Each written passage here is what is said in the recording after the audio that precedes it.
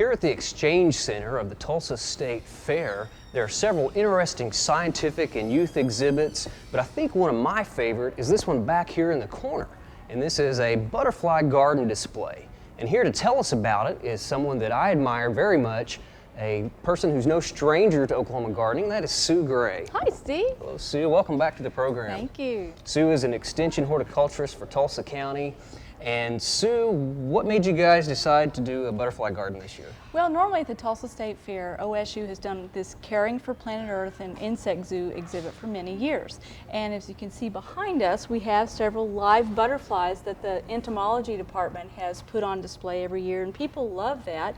Usually we've put plants in it, Steve, that are typical of what butterflies need as a nectar source. We thought this year take it one step further, so got together with the master gardeners, and they helped put together this living example of how to attract butterflies to your landscape. We brought in shrubs, trees, and native and foreign plants that are attractive to butterflies, and we wanted to include all the basic elements that would bring butterflies to an Oklahoma garden. Okay, and those elements would be? The basic four elements are you need sources of nectar for the adults. And so that would be things like the chrysanthemums and black-eyed Susans and so forth. And then we have some native Oklahoma plants that are larval or host plants. Plants that they know, in butterflyese, they know to go there and lay their eggs, that will be a safe haven for their larvae to feed on. The prime example a lot of people think of is the milkweed for a host plant for monarchs. So you have nectar plants, host plants. You also need a source of water, so we have a small bird feeder filled with pebbles that typifies or exemplifies a place where butterflies can sit and just puddle, what we call puddling, just sip a little water. And last of all, they need shelter. So behind me we have a dwarf Alberta spruce that a butterfly could fly into at night and have shelter, and then further on in the landscape we have a little butterfly house. Okay. So as with all wildlife, you need food, shelter, water. And the shelter would be a place where they could go and hide from the birds or any other predators. To escape predators. Even a stack of logs works really well. Okay. Maybe we should talk about a few of these plants in the garden. These colorful nectar plants. Okay. Of course, the Rudbeckia, Goldsturm Rudbeckia, which is a workhorse of a perennial in the garden anyway, is a favorite of butterflies because it makes for an easy landing spot. And if you think of any plants that have a dome-shaped flower, then that's very appealing to butterflies. They like sedums, they like lantana, certainly the common garden zinnia, Steve. Parents could just buy a packet of zinnia seed in the spring and plant that and have lots of butterflies in late summer when they're around. Very easy way to have some butterfly plants in your garden. Yeah, and if you live in the country, you'll notice that in the fall, asters are blooming, and while this particular one is not a native aster, butterflies love aster plants, because if you're a butterfly looking for a place to land, that's pretty easy. It's kind of flat, and it's obvious that there's some nectar there. Same goes for as another member of that Compositae family, and that's the chrysanthemums.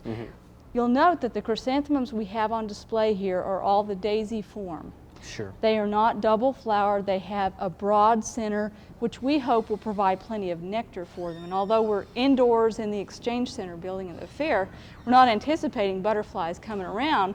Before we put the exhibit up, we had everything outdoors. And these are the plants they went to. Okay, so those daisy flowers kind of offer a little landing pad. Yeah, they really do. Zoom in on. I've also noticed that the spiky blue flowers are a favorite, like the different salvias. And then the liatris. This is Liatris squarosa, and it's a little different than most of the liatris that people see along the roadsides. The gay feather, which is a native wildflower, that's the squarosa variety. But their favorite, and also the favorite of hummingbirds, seems to be pentas.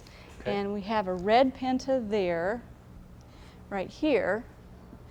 And that's the color most people think of when they think of penta flowers. But back here, Steve, we have some that are light pink and also lavender. And I've observed all summer as we've taken care of these plants that the butterflies and hummingbirds both are very attracted to these tropical annuals. Of course, they don't live through the winter here, but they're a good one. Well worth plantings.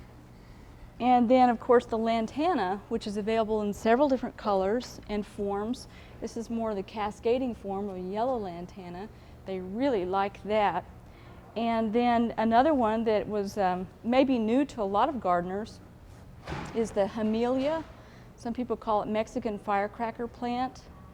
And those red tubular flowers are particularly attractive. One thing that people may not be very familiar with are the host plants, and I'd like to talk about those for a few minutes, Sure. if I may. If you're a vegetable gardener, of course, you know that your plants play host to a lot of caterpillar larvae, Absolutely. tobacco and tomato hornworm on tomatoes, and if you try to grow cabbage or kale, you'll find little holes in it from the cabbage butterfly. But butterfly enthusiasts purposely plant these, such as this ornamental kale, to attract the adults as a site to lay eggs for their young to live. And these host plants are very specific.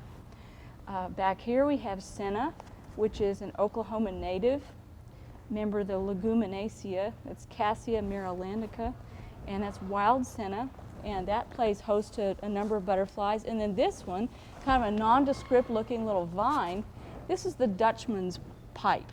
And Dutchman's pipe is the host plant for the pipe vine swallowtail, a beautiful black butterfly with a blue overlaid. You'll find that out in rural areas, especially along river bottoms, where this plant lives very well. So you need to have both showy plants in the garden to provide a nectar source for the adults, but you need to fit some of these in as well so they can complete their life cycle. Okay, it's interesting the way they know to go to those plants, to lay their eggs on those, and have a food source right there for their young when they hatch. Right, and all the books we've read about butterfly gardening emphasize that you have to have both if you're going to keep them around year after year. And it's been exciting.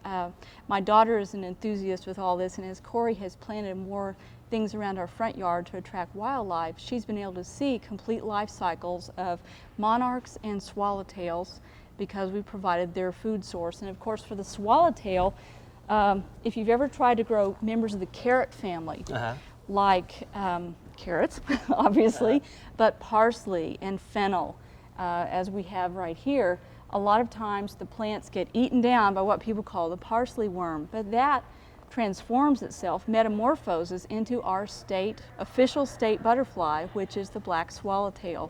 So plant some for the butterfly larvae and for you to eat, so they can both enjoy it. Okay. I know at our studio garden there in Stillwater, we see those swallowtail butterfly on our fennel plants a lot, and always make sure we leave those alone and have plenty for us and for the butterflies to eat. That's important. Okay. And we also, of course, want to emphasize woody plants, Steve. Okay. Certainly the butterfly bush is a host for the adults looking for nectar. And of course, the vitex, which is a common bee plant put in for honeybees, is a good nectar source as well. And then one you might not think of that makes an excellent border shrub is the glossy abelia. And although this abelia is not blooming right now, it's an excellent late summer flowering shrub to have on hand for honeybees and butterflies. And I think it can be a real workhorse in the landscape because it's very drought tolerant. And then behind me is the Pieris, also known as Japanese Andromeda. This one's just getting ready to bloom. That also is very attractive to butterflies, and one we may not have thought of as part of a foundation plant in the landscape. Okay, so in addition to some of the nectar from the flowers, they'll get a little bit of shelter. Right. From these shrubs also. Yes. Well, see behind you here the display, and we have several butterflies kind of hanging out in there, and I really like this setup you have here with the larvae and some of the adults coming out of those cocoons. Yes, those are Julias, Steve, and that's a bright orange or dusky orange butterfly you find in southeast Oklahoma. And the entomology department ordered these chrysalids, and those just hatched out a couple of hours ago. They Incredible. just broke out of their chrysalis. They're letting their wings dry right now, and in an hour or so they'll start flexing them, and then they'll fly off into the cage. Okay. Well, thank you very much, Sue. Okay, Steve. I Thanks sure for coming appreciate by. the tour here. Well, we hope it gives folks some ideas for their own landscape. Sure it will. We hope you've enjoyed this classic from the Oklahoma Gardening Vault. Remember, even though these tips and techniques are timeless, there's always something new to learn in the world of gardening. By subscribing to both Oklahoma Gardening and OK Gardening Classics, you'll have access to a wealth of gardening knowledge, both classic and contemporary.